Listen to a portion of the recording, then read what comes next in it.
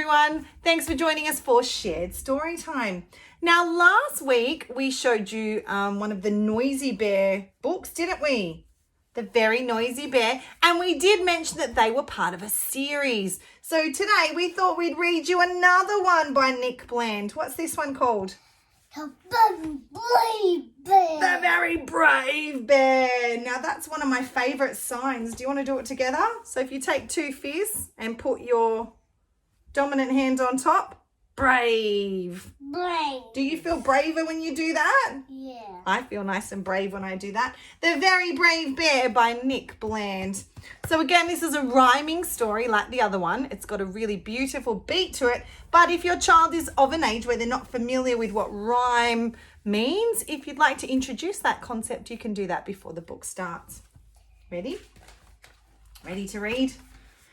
In the jingle jangle jungle, on the edge of slimy bog, Bear was picking berries from a very wobbly log. Uh-oh. Ahoy, said Boris Buffalo from underneath the mud. And Bear fell off his wobbly log and landed with a Frog. thud. Frog. Thud. Frog. Thud means when you fall and you make that noise like boom. Bum. That's a thud. That's the noise. I didn't mean to scare you, said Boris with a grin. I only came to ask you if you wanted to come in. I wasn't even scared, said Bear. I'm just as brave as you. The bravest thing that you can do, I can do it too. So he balanced like a butterfly upon the wobbly log. He did a double somersault and splashed in slimy bog. If you're so brave, continued Bear, then come and follow me. We'll see how brave a buffalo is when climbing up a tree. So Bear climbed up a mighty tree, the tallest he could find. And there was Boris Buffalo climbing right behind. That was easy, Boris said. Oh, what a pleasant view. But I can think of something else that you'd be too scared to do. What are they going to do next? Roll down a hill. Roll down a hill. Boris wandered up a hill, the steepest he could find, then tumbled down the other side, and Bear was right behind. That was easy, boasted Bear.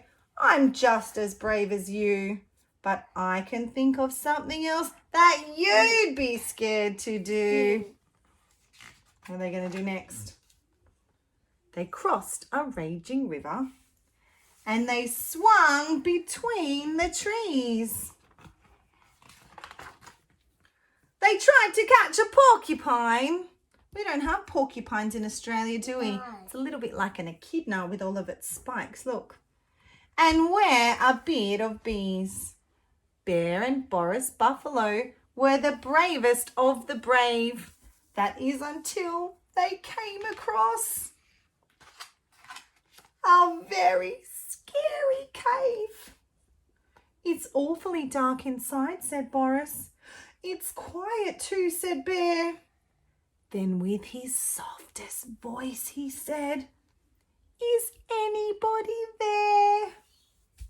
Maybe we should wait, said Boris, until we know for sure.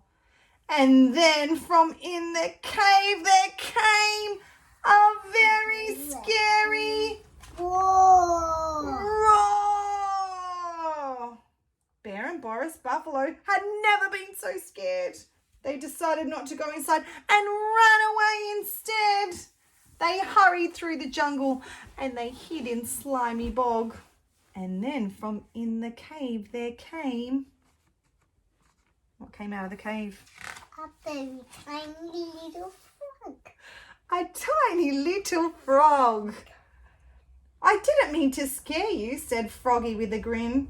I only wanted to ask you if you wanted to come in. So Bear and Boris Buffalo went back to Froggy's cave. and agreed that bears and buffaloes are equally as brave. So they were both as brave as each other. When do you feel brave? When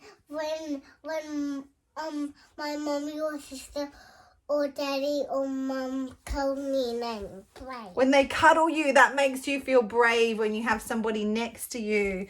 Maybe you could have a think about the times when you feel brave, or maybe the times when you're a bit scared and you need to feel brave. Thanks for joining us this week for Shared Story Time, and we look forward to sharing another story next time. Don't forget, if you have some favourites, you can pop them in the comments below and we'd be happy to read them and share them. Bye, everyone.